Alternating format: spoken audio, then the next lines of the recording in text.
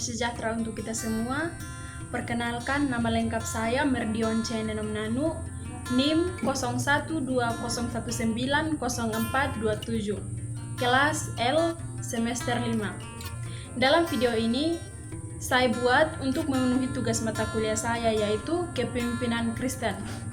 Dalam video kali ini juga, saya akan berbicara atau membahas mengenai materi kepemimpinan Kristen dalam konteks teologis, dalam konteks pendidikan, dalam konteks sosial, dalam konteks budaya, dalam konteks politik, dan juga dalam konteks ekonomi. Nah, sebelum kita membahas materi tersebut, perlu kita ketahui bahwa kepemimpinan Kristen adalah kepemimpinan yang mencapai tujuan organisasi dengan berlandaskan kasih dan pelayanan sesuai ajaran Yesus Kristus. Yang pertama, kepemimpinan Kristen dalam konteks teologis. Konteks teologis adalah ilmu yang mempelajari segala sesuatu yang berkaitan dengan keyakinan beragama. Berbicara mengenai teologi meliputi segala sesuatu yang berhubungan dengan Tuhan. Contoh secara umum, contohnya seperti pendeta memiliki peran dan fungsi untuk mempengaruhi jemaat atau umat agar tetap taat dan menjadi orang Kristen yang sejati. Kita harus setia dalam setiap pelayanan dan tugas.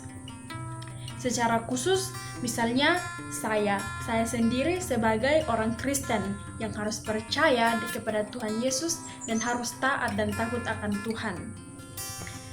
Yang bagian kedua, tentang kepemimpinan Kristen dalam konteks pendidikan. Konteks pendidikan adalah proses pengubahan sikap dan tata laku seseorang atau kelompok orang dalam usaha mendewasakan manusia melalui pengajaran dengan cara dan proses. Secara umum, contohnya seperti di sekolah. Suatu saat saya menjadi seorang guru dapat melaksanakan tugas sebagai mengajar dengan baik sehingga dapat mencapai tujuan pembelajaran dan hasil yang memuaskan. Secara khusus, misalnya saya sendiri sebagai seorang pelajar atau mahasiswa harus belajar dan melatih kemampuan dalam berpikir menjadi lebih baik atau membawa pengaruh yang baik bagi orang lain. Yang bagian ketiga, tentang kepemimpinan Kristen dalam konteks sosial. Konteks sosial adalah konteks yang timbul sebagai akibat dari munculnya interaksi antar anggota masyarakat dalam suatu masyarakat sosial. Nah, secara umum, contohnya dalam suatu lingkungan masyarakat, mereka saling membantu. Contohnya seperti gotong royong. Mereka saling membantu tanpa pamrih atau mengikuti kegiatan lingkungan masyarakat setempat dan berperilaku sopan santun dalam masyarakat.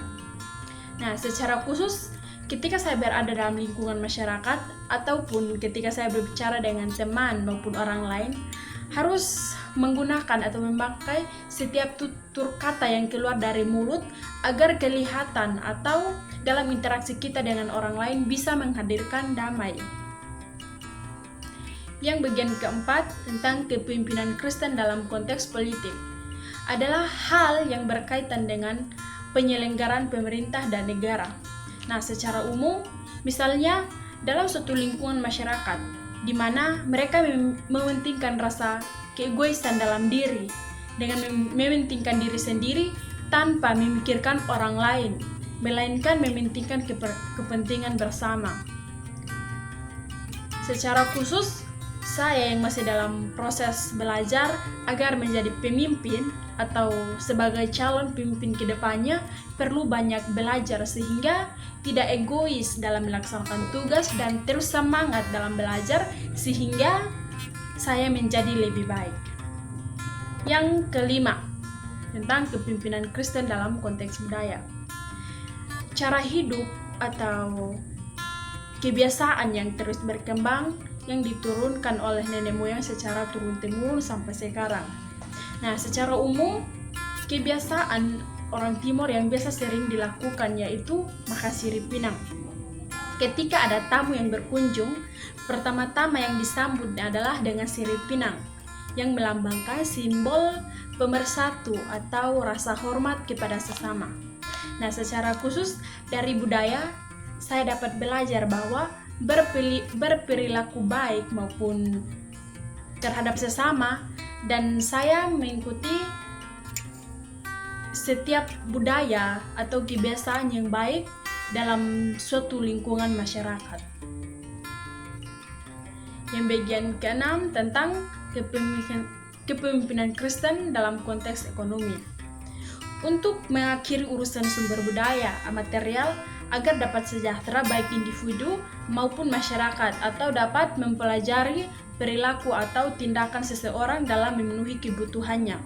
Nah, secara umum contohnya seperti dapat kita lihat bahwa dalam gereja-gereja atau di mana kita bergereja, dalam sebuah gereja, tugas dan pelayanan dari seorang bendahara gereja yang memiliki tugas untuk mengatur kegunaan dan keuangan yang ada tentang pemasukan atau pengeluaran dengan baik dan bisa dapat teratur. Nah, secara khusus contohnya saya sendiri sekarang tinggalnya sebagai anak kos. Tentunya kebutuhan yang diperlukan sangat banyak. Namun saya harus mengambil keputusan agar dapat mengatasi kebutuhan maupun keinginan dengan secukupnya. Nah, sekian sedikit pembahasan atau pemahaman dari saya tentang materi ini. Terima kasih. Tuhan Yesus memberkati.